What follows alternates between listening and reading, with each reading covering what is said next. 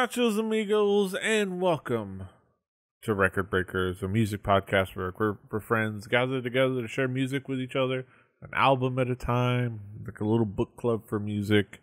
I'm Petey Rave, and I don't play with any strings. I play with a plastic guitar mostly. I don't have any strings on that. Here with me is my team, my squad, my crew. We've got David. Did you make the raw eggs, honey? We've got Matt. Maybe.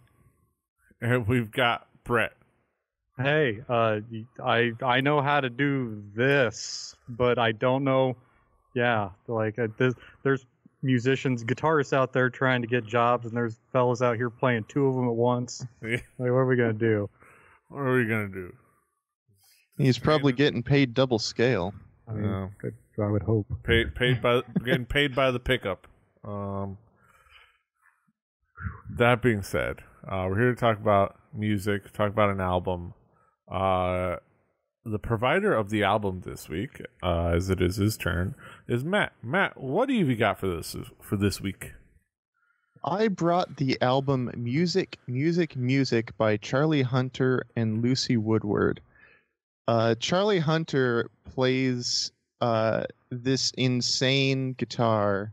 It's a 6-string guitar. It used to be a 7-string. Before that, it used to be an 8-string, and before that, it used to be a 7-string again. And no, he could, I'm sure, but no, he just funks.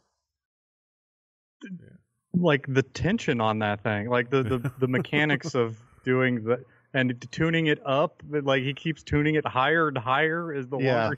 Like, so you're with a real musical weirdo when they're tuning their guitars higher. The longer they go. So here's the way it works for all the music nerds. For all the musical weirdos out there. Yeah, sure. So you take the low 3 strings from a bass, all right? Slap that on a guitar. Then you take the high 5 strings of a guitar and slap that on the same guitar.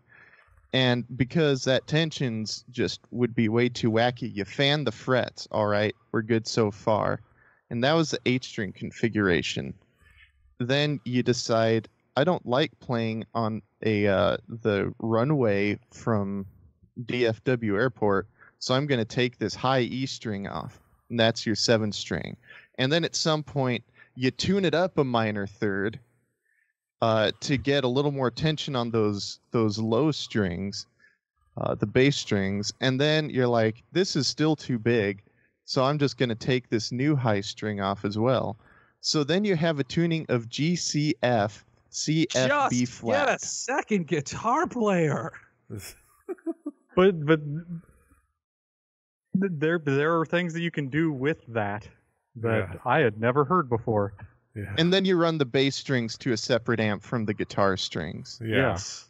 Yeah. And in stereo. Make stereo happen and then weird people out because yeah. Let's talk about expectations. David, what were your expectations coming into this album? My expectations for this coming in were musicians doing weird stuff for the sake of their own enjoyment and not really anybody else's. To use a phrase that we recently heard on this podcast from Mr. Brett Hibbard, I also expected white people jazz and white people blues.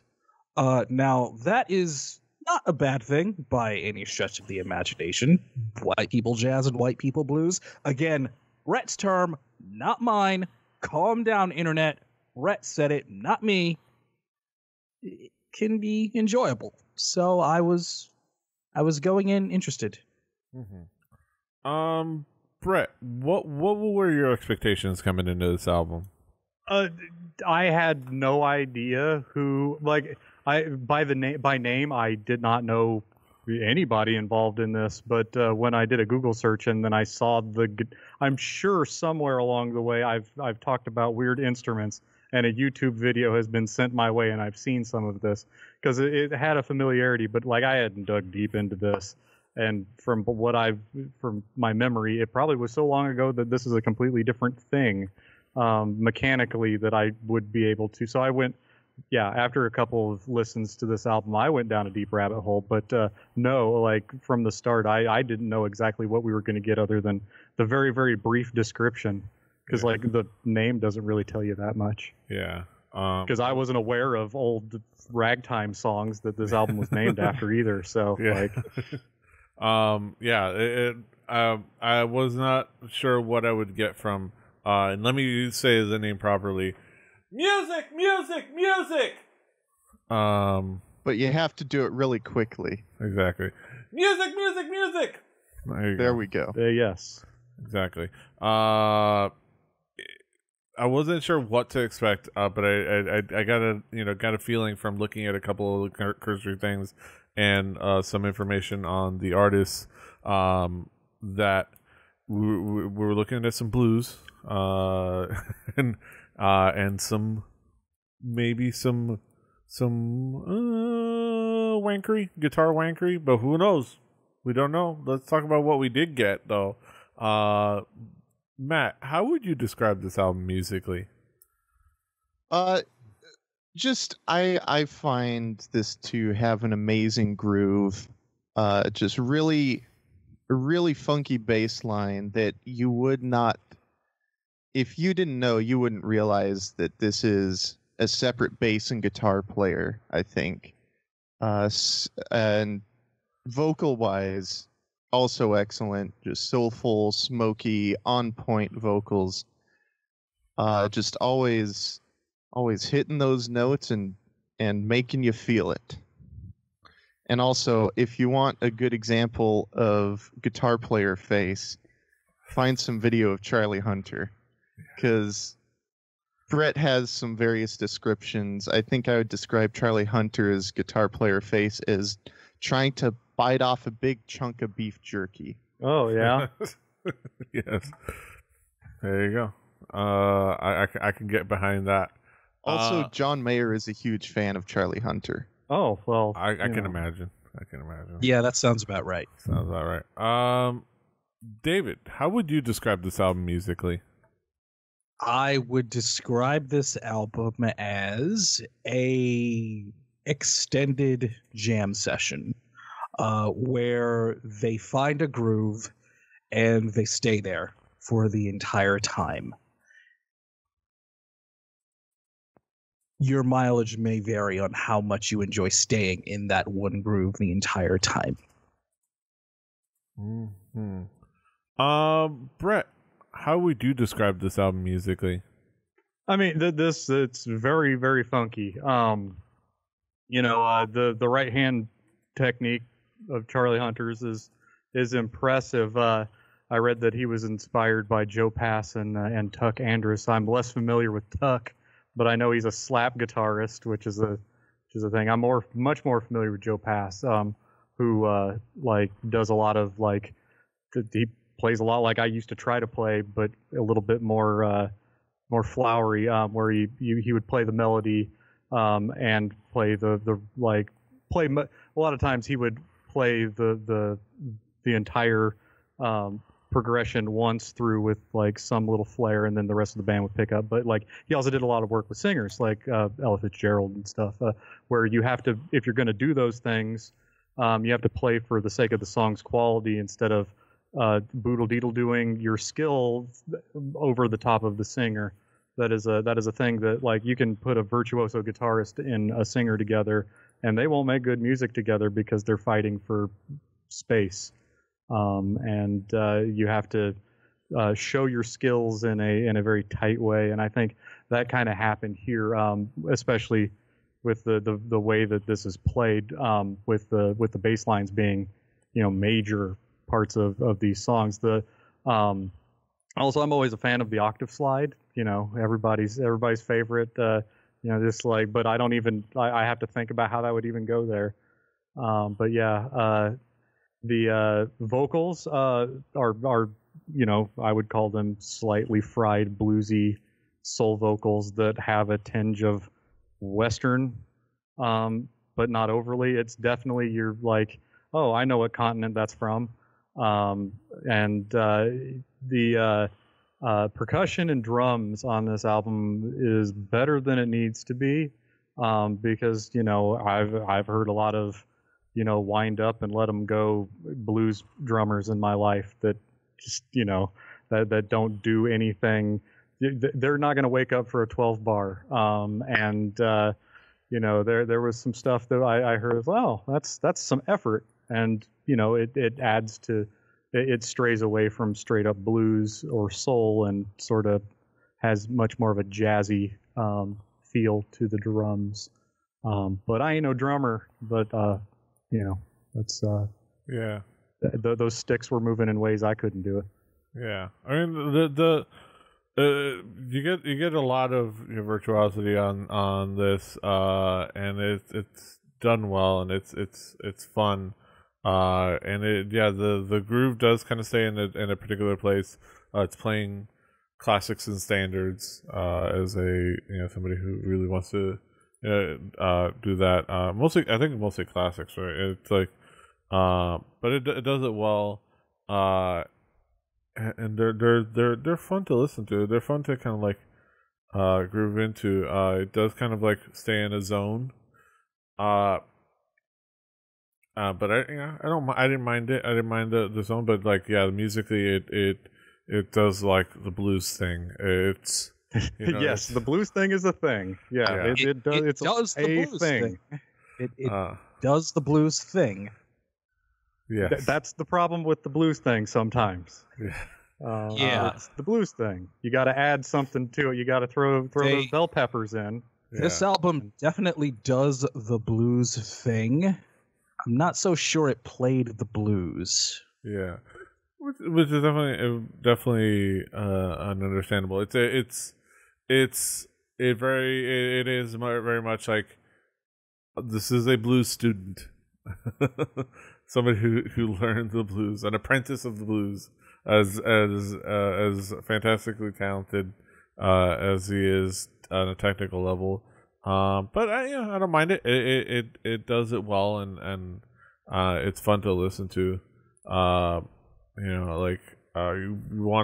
almost feel like you want to hear more emotion, but the singer sings like Lucy Woodward.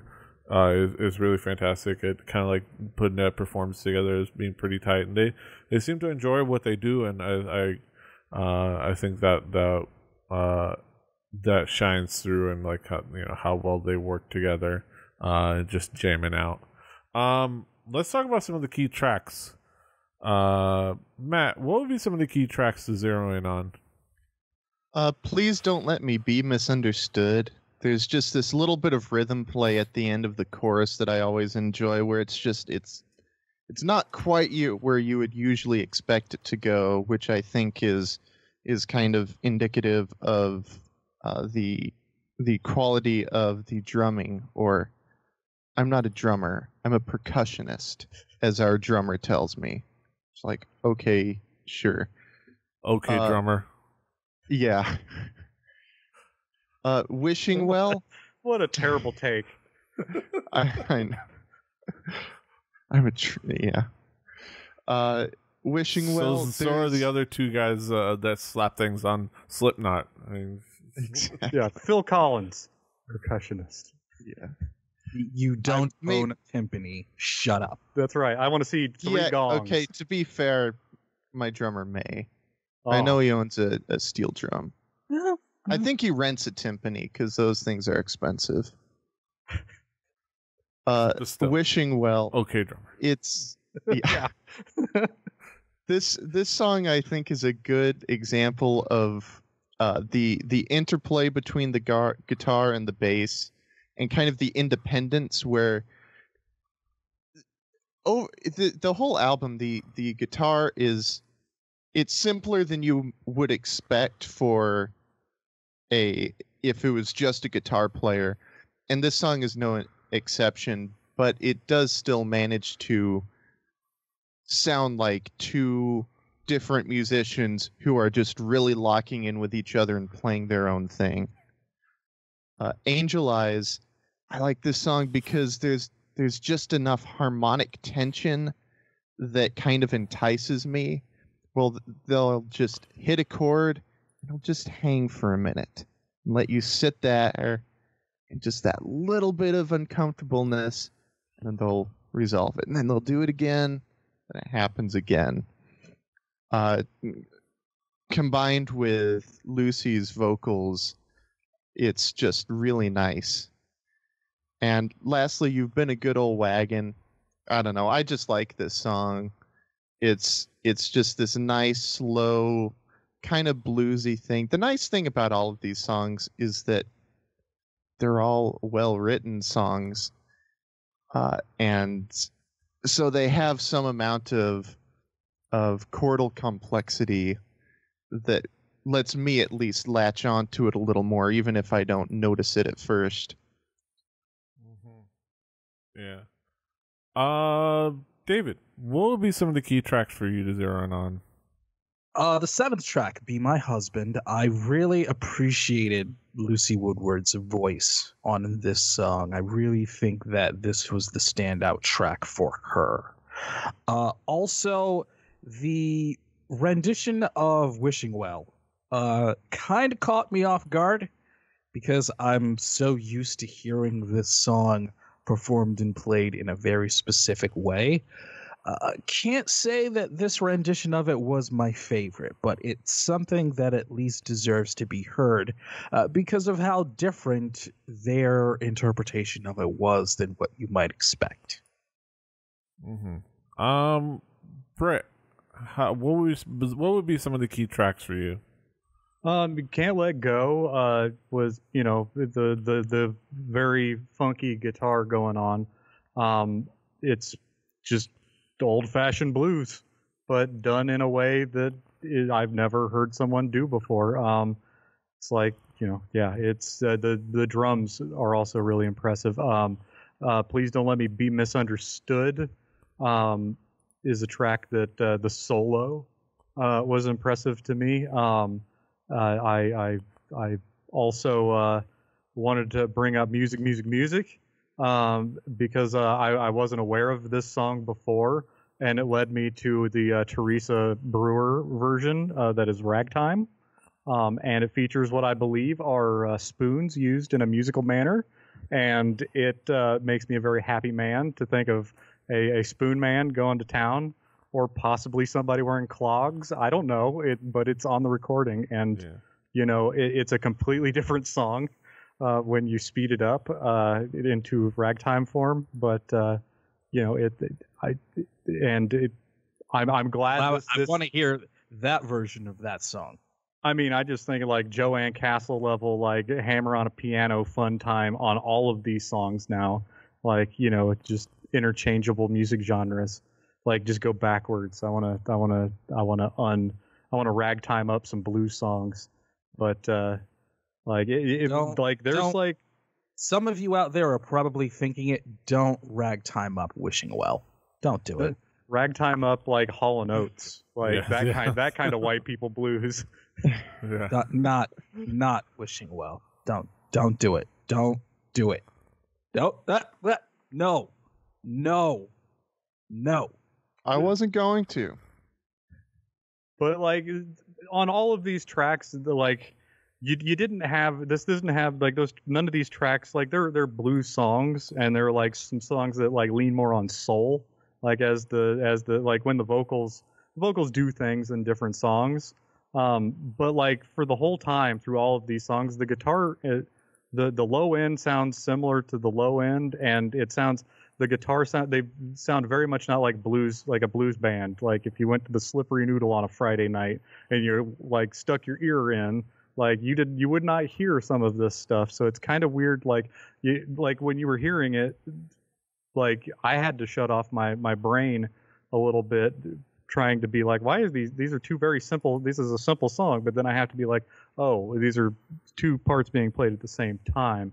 And I don't have a yardstick to measure that because this is my first dose. So like the things that stood out to me like go watch some of the music videos for these tracks, or like live performances of any of this. Like I lost most of my afternoon to that, so you can see like there's more to it than the noise that comes out of it. Mm-hmm. Yeah. And Can't Let Go has a video. I know there's other videos of the man. Yeah. There's one where they do Spoonful. Nice. Which is pretty fun. Yeah, Can't Let Go, I think, is where things actually get started. Soul of the Man is good. I think Can't Let Go, I think, brings it into more of a momentum. And it's pretty fantastic. Please Don't Let Me Be Misunderstood is like you said, is a really a standout. There's a couple of there's blues classics, a couple of Nina Simone classics. Shout out to Nina Simone. I always got a big ups to her. And this is one of them. This is just a fantastic. It played really well, and it's fun to listen to. And yeah, Be My Husband is pretty fantastic, and kind of has like you guys said, it stands out for all like the components that you guys brought out. You guys have worded it a lot better than I would have. But yeah, those are some standout tracks. But let's bring it back around the horn. Talk about some conclusive thoughts. David, what would be your conclusion on this album? I would say that I wanted to enjoy this more than I did. Where Brett said that he found things to keep him engaged, I found myself kind of drifting off with a lot of this album, because maybe it translates better in a live environment, but it felt like a lot of this was just kind of almost an exercise for Mr. Hunter and Ms. Woodward, as opposed to making a record. They were just playing. And it really left me disengaged. There was a lot of good playing and ideas on this album, but it just felt like the interpretation of a lot of the songs were just kind of dry. And it felt like a lot of songs here were interchangeable, and I guess that's the point of playing standards. The songs are interchangeable and interpretable in many different ways, but a lot of the interpretations of these songs left me feeling like if I wasn't watching this live in a live performance, I would not have cared for this at all. I just think that this really didn't bring anything fresh to the table, but they were playing very well. And if you can enjoy this brand, this flavor, and this level of playing in this format, it will be great. I just found it to be a bit dry. Brett, what would be your conclusion on this album? I mean, there are a lot of things that I could critique on this album for, but I would probably just be showing my criticisms for the genre that it sits in more than anything. And I will say, I love some standards, but there are some standards that I do not. And I love Stevie Ray Vaughan, so please don't make this a white people blues thing by any means. There are so many different kinds of ways that white people have done blues dirty.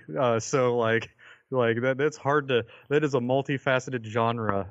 But white people blues covers like decades, and Stevie was in a good part. But yes, he was.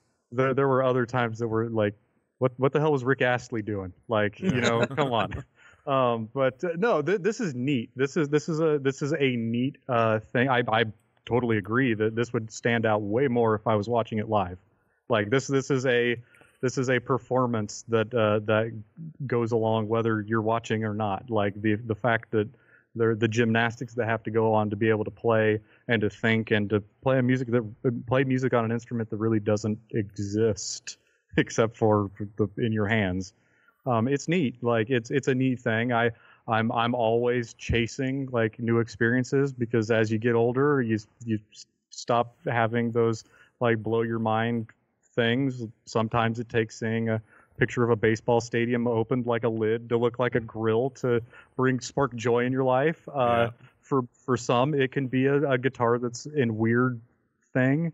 If that's not going to impress you, a Greek statue in front of a McDonald's. I mean, yes. Like, so if you're not going to get like into the exercise of this as a like this, it's not completely up its own ass, but it does do some things that are like, oh, you're doing that because you can do that. Cool. But like, you're gonna have to be, if you're the kind of person that will sit down and listen to a blues album but that was recorded in like the last 5 years, you'll probably be into this. For similar reasons. But if not, like if you just heard this on the radio and didn't know what was going on, I can see how people are like, what's this? This is more of that. It's not like earth-shattering, rock your world as much as if you walked into a bar and saw that going on in front of you. Yeah. So, it's this kind of thing that it'd be probably best to enjoy it in a bar with a cocktail in your hand. Being like, you see that shit? Yeah. You see what he just did? Look at that boy. That boy can play. Look at that. Too many strings. How about that's too many strings? It's an abomination. What did you put on there? It's like this is with a cocktail in hand, kind of enjoying the evening. Say like 11 o'clock at night, maybe 2 o'clock in the morning, better. At certain places, just hanging out, listening to some really good blues live. It's probably not something that it's well made, it's well done, it's well performed. It's got probably the best part of it is its high difficulty rating, but you don't notice a high difficulty rating if when you're not watching it live. Otherwise, it's just music you're listening to. Music.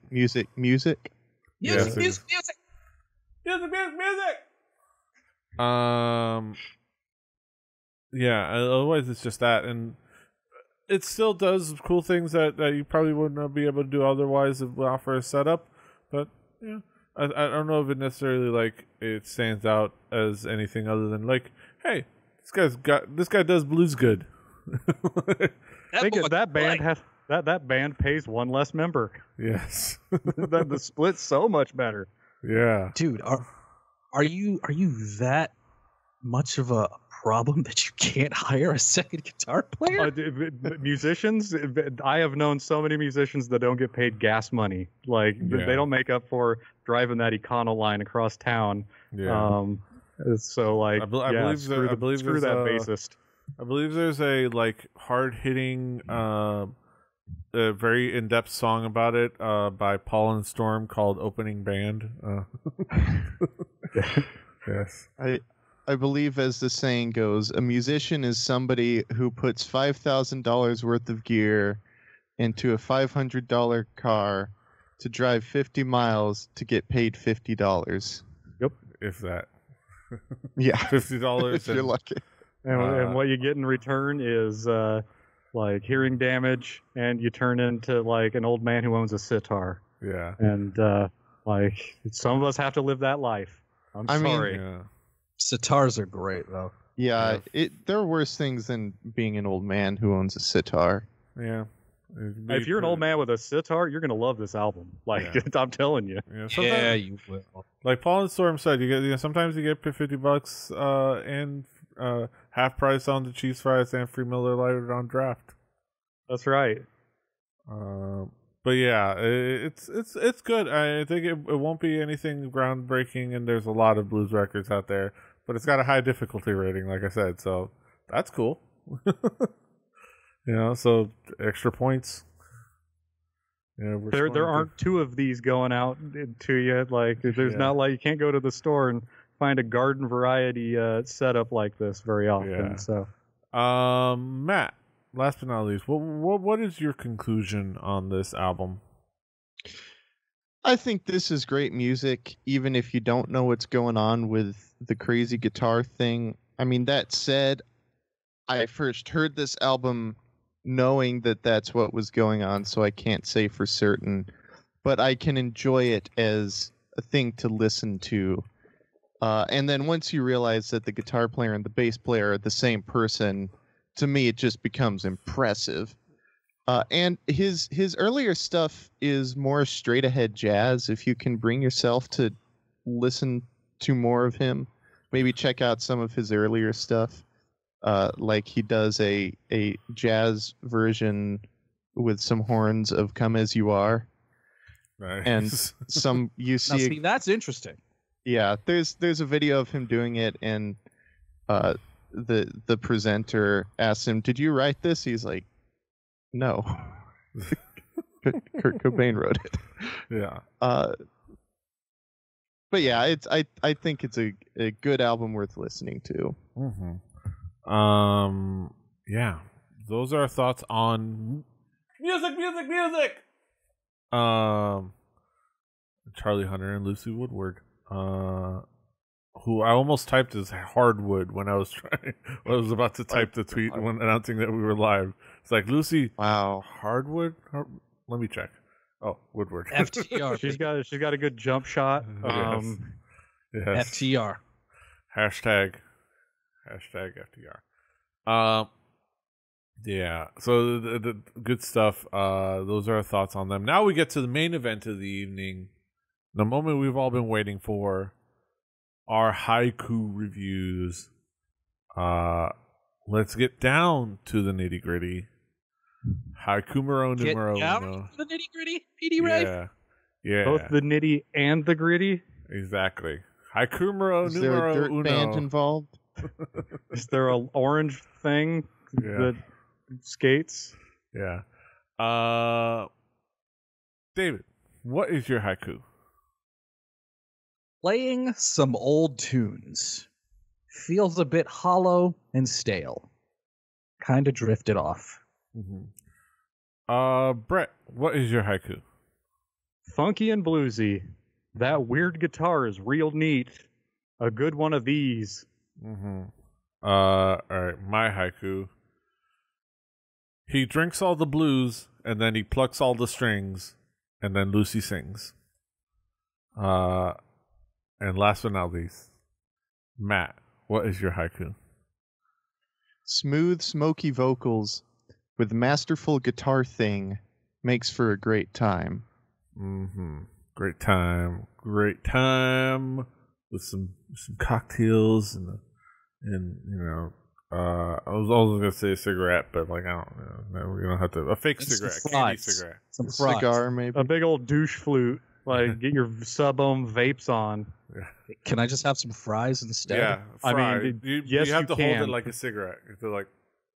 Okay. And like you gotta get a steak fry that's so hot that you open it up and like turn it into a like a flame throwing smoke machine. Yeah. Potatoes and jazz blues. Soul. Oh, potato skins. This would go great watching. I with mean, some skins. Potato skins. Yeah, sauce and some red wine. Yeah. There you go. Yeah, this watching live with some potato skins and some red wine. Now we're talking. Mm-hmm. Just don't play Wish, man. Don't do that. Yes. But yeah, those are our thoughts on Charlie Parker and Lucy Woodward doing the thing with music. You can find this album on our Spotify playlist. Play Record Breakers the home game. Do your due diligence and your due diligence. And I'm surprised nobody's run into that door going, "What the hell are you doing there?" it's music. It's pretty straightforward. Yeah. Exactly what it says on. You find it on a Spotify playlist. Play Record Breakers the home game. Follow along with us. On that Spotify playlist will be next week's record. And it's going to be a guest. We're going to have a really cool guest, anime reviewer extraordinaire. I can't words. Shay Tari. She's going to be here. We're going to talk about her pick of the second volume or the second vocal collection of the soundtrack for the anime Carol and Tuesday. it's going to be a fun talk. So be here for that. Check it out. It's kind of an interesting thing. First time I think we're really ever doing a soundtrack, but it's really, you've never done a soundtrack before? I don't think so. We did Queen, which was featured on soundtracks. We had some. Yeah, I mean, like, and yeah, I mean, the closest thing other than that, maybe Hulk Rules. Yeah, the Hulk Rules. Yeah. We could do Beatles' Yellow Submarine. That's like the one Beatles album that you could bring that would not be overdone. Yeah, we've been talking about doing soundtrack month. Would Quadrophenia count? I mean, sure. I assume so. Tommy would work as well. We've just never gotten around to it. I mean, I guess it's still a soundtrack album if it was written before. I think it's both. I mean, yes. Is it a soundtrack if it was written and released before the movie was produced? It's retroactively made into a soundtrack. It's like I'm bringing Wayne's World the soundtrack. It's like a backronym. It's like when you make a backronym. Soundtrack? I guess. I don't know the timeline, but probably. I mean, like any rock opera, if there was a movie made of it, that's now a soundtrack, right? Yeah, it's like like I said, like a backronym. You know, just like it's like backwards. I'm gonna bring a sound back. Yes, sound back. We need to add that as a trope and credit ourselves. The TV tropes. But yeah, that'll be next week. And this is this week, and you can of course find us all over the internet. David is at Call Me DJM. I forgot to call out before I start. If you're watching live or you're listening or watching when the day this comes out and you want to get this record, it's on Spotify, but if you want to like buy this record and you think, oh, this is a really cool thing, it would be good to do it now before the end of the month, because Charlie Hunter is donating 100% of his profits to the Equal Justice Initiative, so it's a good cause if you want to go ahead and pick it up on the Charlie Hunter store, so shout that out. But that being said, find us all over the internet. David is at Call Me DJM. Matt is at MRiddickW. Brett is at Hibbity HIBBITYBIBBARD. I'm at PD Rave. The show is at 4 Record Breakers. That's the number 4 Record Breakers.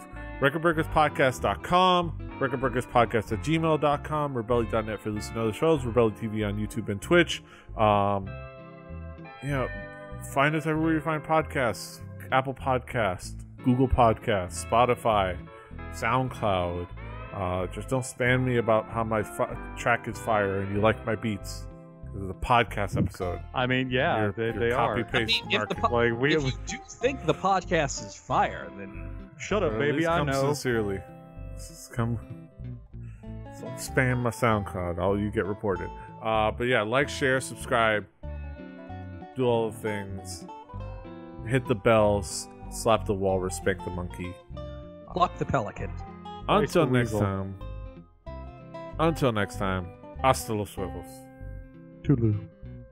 Rebelly Podcast, baby. #find Luke. Yeah.